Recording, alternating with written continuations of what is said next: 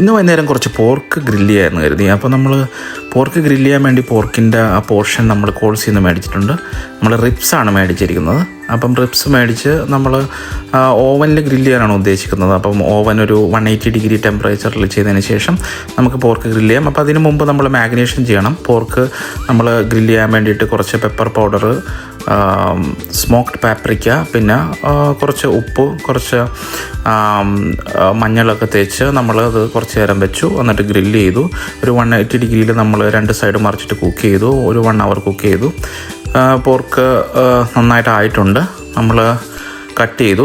നല്ല ജ്യൂസിയാണ്, ഉള്ളിൽ നന്നായിട്ട് വെന്തിട്ടുണ്ട്. അപ്പം ഗ്രില്ല് ചെയ്യുമ്പോൾ ഇടയ്ക്ക് കുറച്ച് ഒലിവ് ഓയിൽ തേച്ച് കൊടുത്തു കഴിഞ്ഞ് കഴിഞ്ഞാൽ 2 സൈഡും നല്ല ക്രിസ്പി ആയിട്ട് നമുക്ക് കിട്ടും. അപ്പം പോർക്ക് ഗ്രില്ല് ചെയ്തത് റെഡി ആയിട്ടുണ്ട്. അപ്പോൾ നല്ല അടിപൊളിയായിട്ട് വന്നിട്ടുണ്ട്. ഓക്കെ, അപ്പം ഇത് കണ്ടോ, നല്ല ജ്യൂസി ആയിട്ടിരിപ്പുണ്ട്, ഉള്ളിലും നന്നായിട്ട് വെന്തിട്ടുണ്ട്. അപ്പം എല്ലാവരും ഇത് ട്രൈ ചെയ്ത് നോക്കുക. അപ്പം ഓക്കെ.